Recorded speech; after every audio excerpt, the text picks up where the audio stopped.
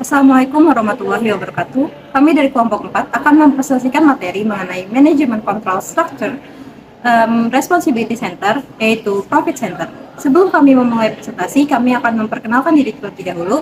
Perkenalkan, saya Nadia Rahma dengan NIM 2210532055. Perkenalkan, saya Rizka Putri Rizkyanda dengan NIM 2211532051. Saya Nabila Maulani dengan NIM 2210532021. Perkenalkan, saya Mazita Herman dengan NIM 2210531005. Materi yang pertama yaitu general consideration. Pusat laba adalah pusat pertanggungjawaban yang kinerja keuangannya diukur dalam bentuk laba, yaitu selisih antara pendapatan dengan biaya. Selanjutnya juga dikenal dengan organisasi fungsional. Organisasi fungsional adalah organisasi yang tiap fungsi utamanya seperti produksi ataupun pemasaran itu dijalankan oleh unit organisasi yang terpisah. Kemudian ketika organisasi itu diubah menjadi organisasi di mana tiap unit fungsi utamanya itu bertanggung jawab atas produksi dan pemasaran, prosesnya disebut dengan divisionalisasi. Contohnya misalkan organisasi fungsional antara departemen produksi dengan pemasaran itu dipisahkan departemennya. Contoh dari divisi ini, contohnya pada Indofood. Indofood itu memiliki beberapa divisi seperti divisi mie instan, penyedap rasa, dan juga bogasari. Selanjutnya syarat pendelegasian tanggung jawab laba.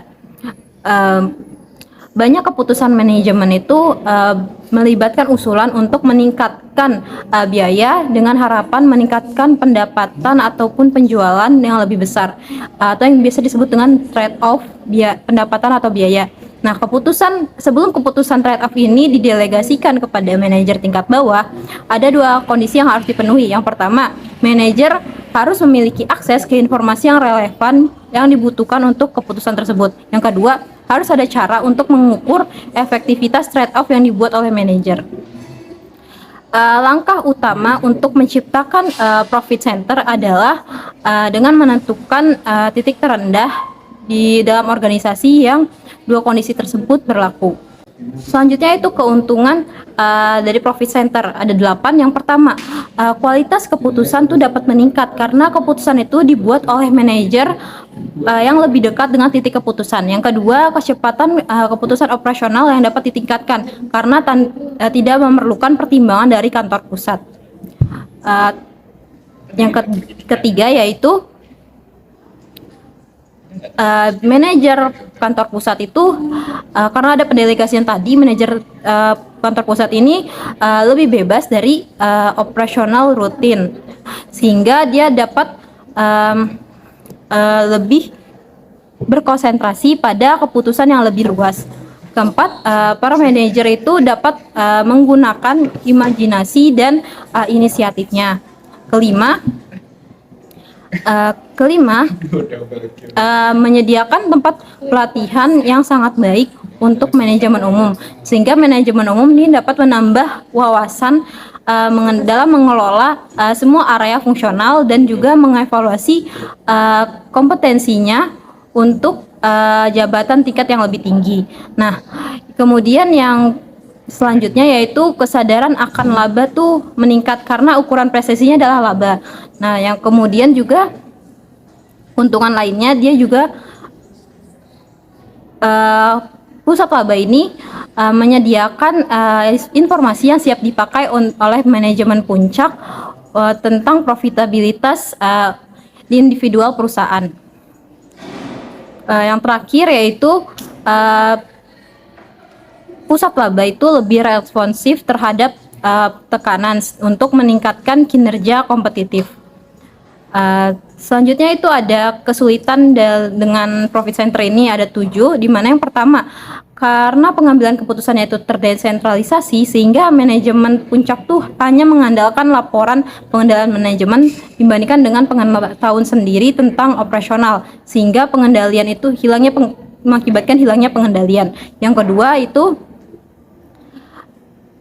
jika manajemen kantor pusat tuh lebih berkemampuan atau berpengetahuan daripada manajer pusat laba rata-rata, maka keputusan di tingkat unit itu kualitas keputusan di tingkat unit itu berkurang. Nah, yang ketiga itu friction dapat meningkat. Yang keempat, unit-unit organisasi yang dulunya itu bekerja sama sebagai unit fungsional, kini ini mungkin saling bersaing.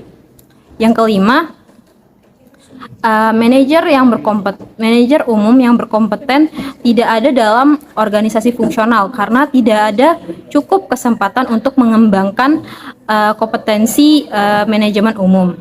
Keenam, itu ada lebih banyak penekanan pada profitabilitas jangka pendek dengan mengorbankan keuntungan jangka panjang. Dan terakhir itu adalah tidak ada sistem yang memuaskan untuk memastikan bahwa mengoptimalkan laba profit center itu akan mengoptimalkan laba perusahaan secara keseluruhan. Saya akan melanjutkan materi pembahasan kedua, yaitu unit bisnis sebagai profit centers atau pusat pertanggungjawaban laba. Nah, manajemen unit bisnis ini bertanggung jawab atas proses produksi, inovasi produk, dan strategi pemasaran. Nah, manajemen unit bisnis ini juga berada dalam posisi mempengaruhi pendapatan dan biaya, sehingga mereka dimintai pertanggungjawaban atas laba bersih oleh manajemen pusat. Nah, pada materi ini terdapat 3 poin utama yang akan dibahas, yaitu yang pertama, adanya batasan kewenangan dalam unit bisnis. Yang kedua, kendala dari unit bisnis lain. Dan yang ketiga, kendala dari corporate management atau manajemen perusahaan. Nah, batasan dari kewenangan dari unit bisnis. Nah, manajer unit bisnis ini memiliki hak otoritas atas unit bisnis yang dikelolanya, tetapi hak otoritas ini tidak sepenuhnya diberikan kepada manajemen unit bisnis. Nah, adanya batasan kewenangan yang ditentukan oleh manajemen pusat, karena jika manajemen unit bisnis ini sepenuhnya diberikan otoritas, maka manajemen pusat itu CEO akan kehilangan perannya dalam mengelola perusahaan, dan perusahaan itu akan kehilangan kendali atas unit bisnis tersebut. Nah, contohnya itu misalkan di perusahaan Unilever terdapat beberapa kategori produk, beberapa unit bisnis, ada di kategori kosmetik, ada di kategori makanan, dan masing-masing unit bisnisnya ini memiliki manajer unit bisnisnya masing-masing. Nah, manajer unit bisnis di produk kosmetik ini memiliki hak otoritas dalam mengelola unit bisnisnya, tetapi juga harus memperhatikan ketentuan yang telah ditetapkan oleh manajemen pusat. Kemudian poin yang kedua itu kendala dari unit bisnis lain. Jadi tantangan utama satu unit bisnis adalah ketika satu unit bisnis ini harus bekerja sama dengan unit bisnis lain. Manajer unit bisnis ini harus memperhatikan tiga hal yang mempengaruhi profitabilitas, seperti keputusan produk, keputusan pemasaran, dan keputusan pengadaan atau sumber daya. Nah, kendala dari unit bisnis lain. Nah, tantangan utama satu unit bisnis adalah ketika mereka harus bekerja sama dengan unit bisnis lain. Misalkan satu perusahaan Indofood misalkan. Nah, Indofood ini memiliki beberapa unit bisnis. Ada unit bisnis perkebunan, ada unit bisnis produksi. Nah, misalkan memproduksi minyak goreng, atau kita sebut saja produknya Bimoli, yang mana ini merupakan produk dari Indofood. Nah, unit bisnis produksi ini menetapkan target produksi yang lebih tinggi dari hari-hari biasanya, karena misalkan mau mendekati hari Lebaran. Nah, karena biasanya permintaan minyak goreng menjelang Lebaran itu meningkat. Nah, makanya unit bisnis produksi ini menetapkan target produksi yang lebih tinggi dari hari-hari biasanya. Nah, tetapi hal ini tuh tidak dikomunikasikan kepada unit bisnis perkebunan. Nah, sedangkan unit bisnis perkebunan inilah yang mensuplai bahan baku untuk unit bisnis produksi. Nah, makanya target dari unit bisnis produksi ini tidak tercapai karena kurangnya bahan baku yang dipasok oleh unit bisnis produksi. Karena kurangnya bahan baku yang dipasok oleh unit bisnis perkebunan. Nah, hasil ini untuk mencapai target produksi yang diinginkan, maka unit bisnis produksi ini harus mencari pemasok lainnya. Nah, itu kendala dari unit bisnis lain. Nah, kemudian poin yang ketiga, kendala dari corporate management. Nah, unit bisnis ini kan harus berkoordinasi atau memiliki batasan dalam kewenangannya. Tetap harus ada kendali dari manajemen pusat. Nah, misalkan satu perusahaan nih, Unilever. Nah, Unilever ini memiliki beberapa unit bisnis. Di antaranya ada produk kosmetik dan produk kebersihan diri. Nah, misalkan produk kosmetiknya ini Pond's dan produk kebersihan dirinya ini Dove. Nah, misalkan produk kebersihan diri Dove itu ingin memperluas jangkauan pasar, ingin juga menciptakan produk di bidang kosmetik. Nah, tetapi karena mereka ini satu perusahaan yang sama, artinya mereka berada dalam kendali manajemen pusat yang sama. Jadi produk Dove ini tidak bisa langsung masuk ke pasar kosmetik gitu, karena adanya ketentuan dari manajemen pusat. Nah, produk Dove ini ingin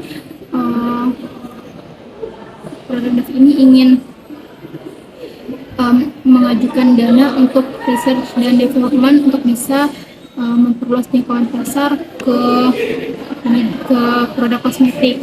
Nah, tetapi menurut manajemen pusat itu funds ini udah cukup untuk masuk ke pasar kosmetik, tidak perlu ditambah Dove. Nah, jadi adanya kendala dari manajemen pusat. Nah, kendalanya yaitu seperti contoh tadi, kendalanya berupa dana untuk melakukan research dan development produk. Baiklah, saya akan melanjutkan materi unit kedua terkait dengan other profit center, di mana selain unit bisnis yang dapat dijadikan sebagai pusat penunjukan laba di dalam satu perusahaan, terdapat bagian lain dalam perusahaan yang dapat dijadikan sebagai pusat laba. Yang pertama yaitu ada unit fungsional, di mana unit fungsional ini dikatakan sebagai unit profit center jika manajer itu memiliki pengaruh yang cukup besar terhadap keputusan yang terkait dengan laba perusahaan.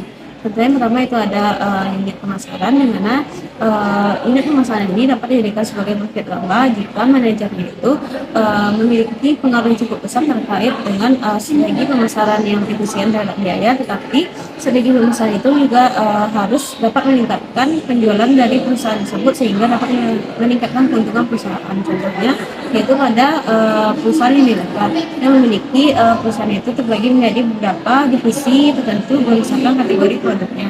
Tentunya itu ada kategori untuk kosmetik, ada untuk personal care-nya dan sebagainya, di mana di dalam unit bisnis tersebut terbagi ada unit pemasarannya, di mana unit pemasaran tersebut juga bertanggung jawab terhadap menentukan strategi pemasaran yang efisien, dan strategi pemasaran tersebut dapat meningkatkan penjualan perusahaan sehingga dapat meningkatkan keuntungan atau profit dari perusahaan tersebut. Lalu yang kedua itu ada unit manufaktur atau produksi. Di dalam praktek biasanya itu tuh unit produksi dijadikan sebagai expense center. Tetapi jika unit produksi hanya dijadikan sebagai expense center yang dinilai berdasarkan efisiensi bagaimana mereka mengendalikan biaya produksinya, itu dapat menimbulkan masalah.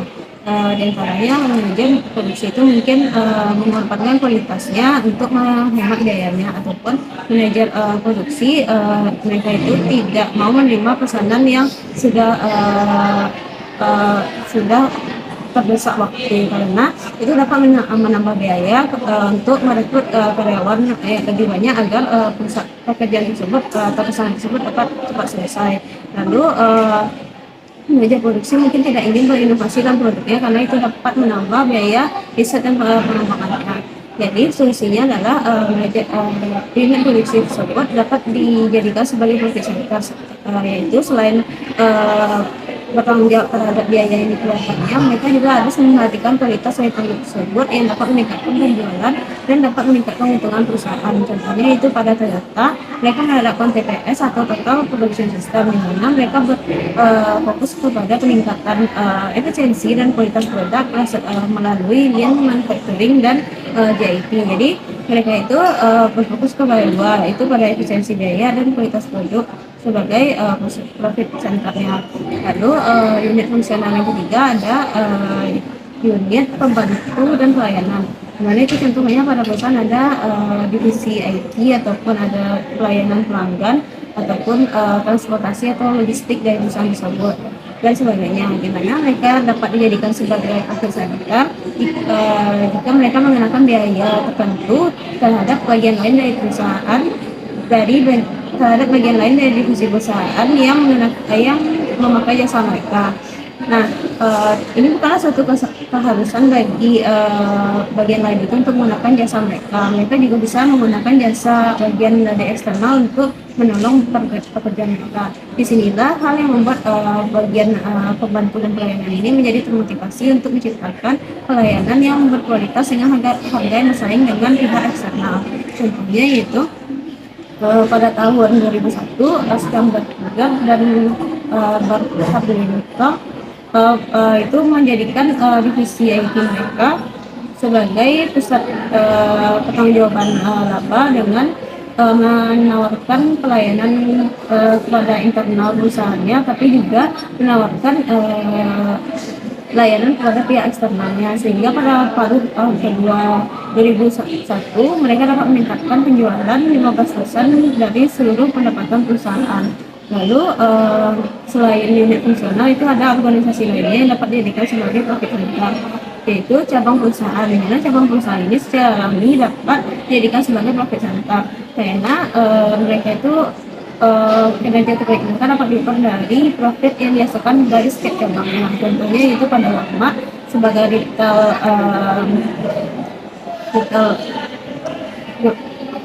contohnya itu pada Walmart itu mereka memiliki target penjualan harian, penjualan bulanan ataupun penjualan tahunan yang harus mereka capai.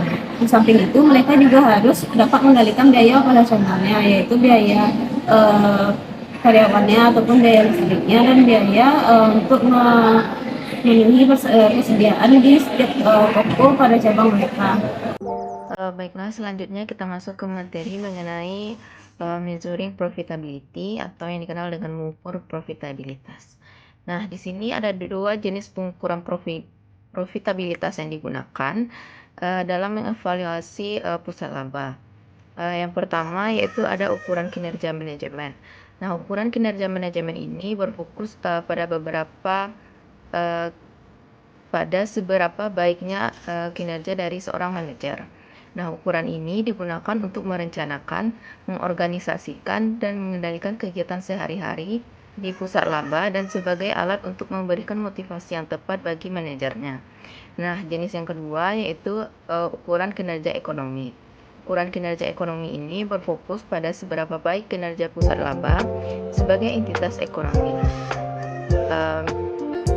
Dan kemudian informasi yang diperlukan untuk kedua tujuan tersebut biasanya tidak dapat diperoleh dari satu set data karena laporan manajemen sering digunakan, sementara laporan ekonomi hanya disiapkan pada saat-saat ketika keputusan ekonomi harus dibuat. Pertimbangan yang berkaitan dengan pengukuran kinerja manajemen memiliki prioritas pertama dalam desain sistem, yaitu sistem harus dirancang untuk mengukur kinerja manajemen secara rutin dengan informasi ekonomi yang diperoleh dari laporan kinerja ini serta dari sumber-sumber yang lain. Selanjutnya kita masuk ke jenis-jenis pengukuran profitabilitas. Nah, ada 5 ukuran profitabilitas untuk mengevaluasi manajer pusat laba. Yang pertama yaitu contribution margin. Contribution margin atau margin kontribusi ini mencerminkan selisih antara pendapatan dan biaya variabel. Argumen utama yang mendukung penggunaan margin kontribusi ini adalah karena biaya tetap berada di luar kendali mereka, di mana manajer harus memfokuskan perhatian mereka untuk memaksimalkan kontribusinya. Kemudian masalah dengan argumen ini adalah premisnya tidak akurat, di mana pada kenyataannya hampir semua biaya tetap setidaknya sebagian dapat dikendalikan oleh manajer dan beberapa dapat dikendalikan sepenuhnya. Jenis yang kedua yaitu mengenai direct profit atau keuntungan langsung. Nah, ukuran ini mencerminkan kontribusi pusat laba terhadap biaya overhead dan laba umum perusahaan, di mana ukuran ini mencakup semua biaya yang dikeluarkan atau yang dapat dilacak langsung ke pusat laba, terlepas dari apakah item-item ini berada dalam kendali manajer pusat laba atau tidak. Kelemahan dari ukuran keuntungan langsung adalah tidak diakuinya manfaat motivasi dalam membebankan biaya kantor pusat. Nah, contoh dari pengukuran profitabilitas direct profit ini yaitu kenaik reader, di mana penerbit sebuah surat kabar terbesar kedua di Amerika Serikat itu mengukur setiap surat kabarnya berdasarkan laba langsung.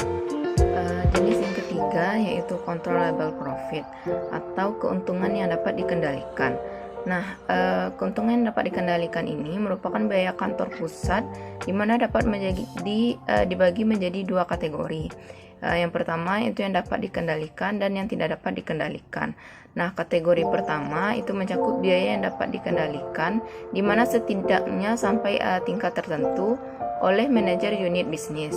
Misalnya itu layanan teknologi informasi. Jika biaya ini dimasukkan dalam sistem pengukuran, laba akan menjadi laba yang tersisa setelah dikurangi semua biaya yang mungkin dipengaruhi oleh manajer pusat laba.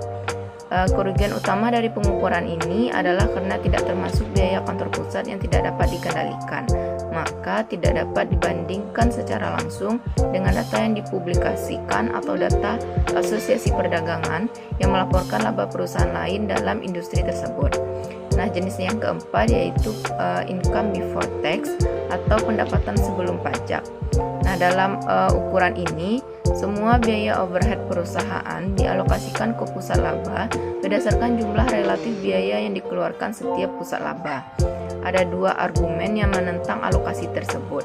Yang pertama yaitu karena biaya yang dikeluarkan oleh departemen staf perusahaan seperti keuangan, akuntansi, dan manajemen dan manajemen sumber daya manusia tidak dapat dikendalikan oleh manajer pusat laba. Maka para manajer ini tidak boleh dimintai pertanggungjawaban atas biaya tersebut. Yang kedua, sulit untuk mengalokasikan layanan staf perusahaan dengan cara yang mencerminkan jumlah biaya yang dikeluarkan oleh setiap pusat laba. Akan tetapi, ada 3 argumen yang mendukung penggabungan sebagian biaya overhead perusahaan ke dalam laporan kinerja pusat laba. Yang pertama yaitu unit layanan perusahaan memiliki kecenderungan untuk meningkatkan bisnis kekuatan mereka dan meningkatkan keunggulan mereka sendiri tanpa memperhatikan dampaknya terhadap perusahaan secara keseluruhan. Yang kedua, di mana kinerja masing-masing pusat laba akan menjadi lebih realistis dan lebih mudah dibandingkan dengan kinerja pesaing yang membayar layanan serupa.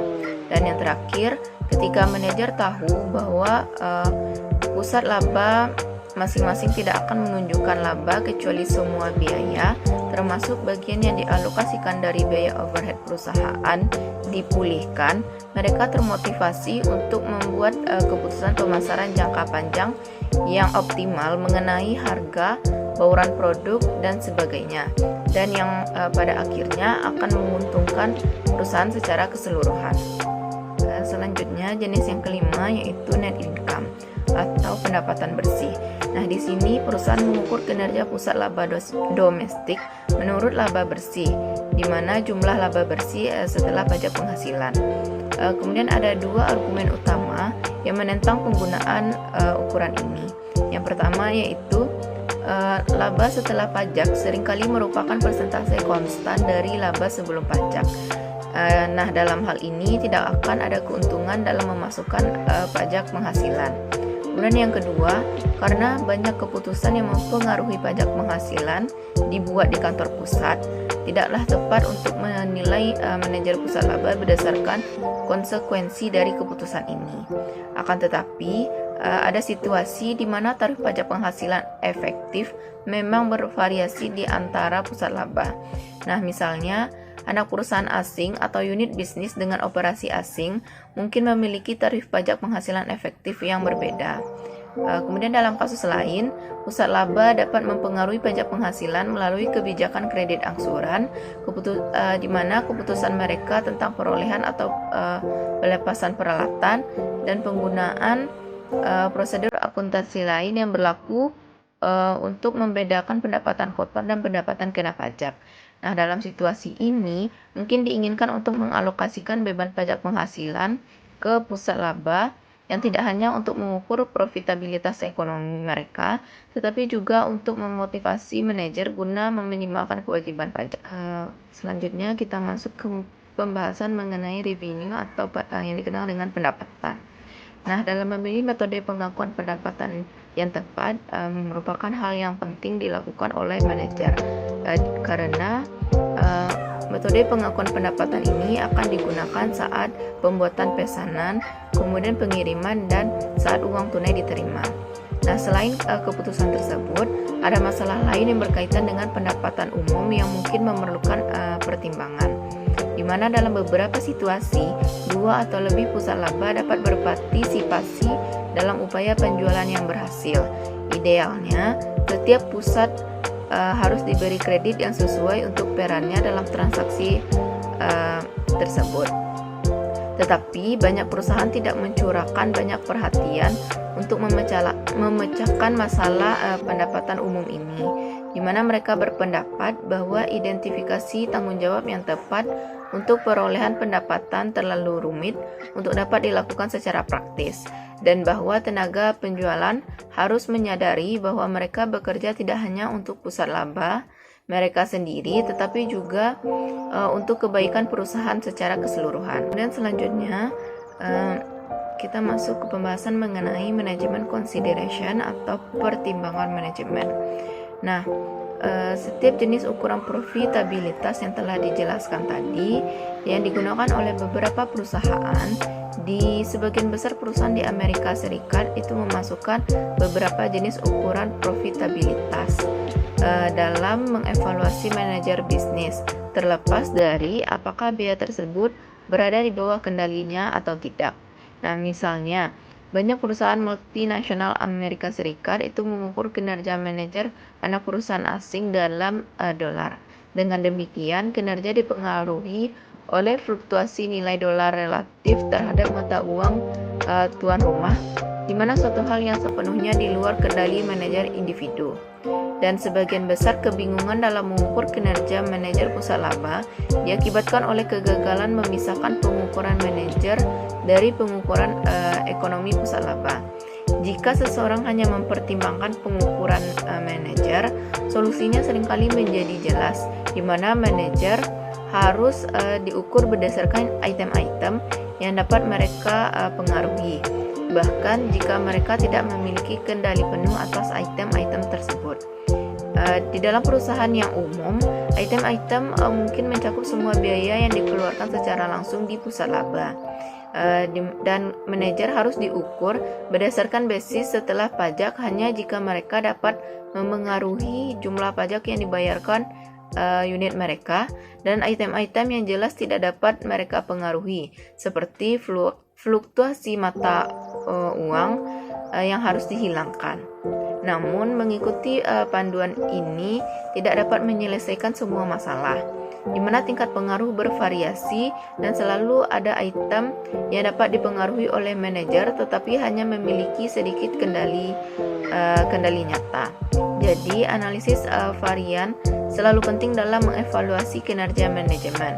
Namun bahkan setiap analisis yang varian terbaik pun akan tetap memerlukan penggunaan penilaian, dan satu cara untuk membuat penilaian ini lebih andal adalah dengan menghilangkan semua item yang tidak dapat dipengaruhi oleh manajer atau melaporkannya sedemikian rupa sehingga varian tersebut tidak berkembang.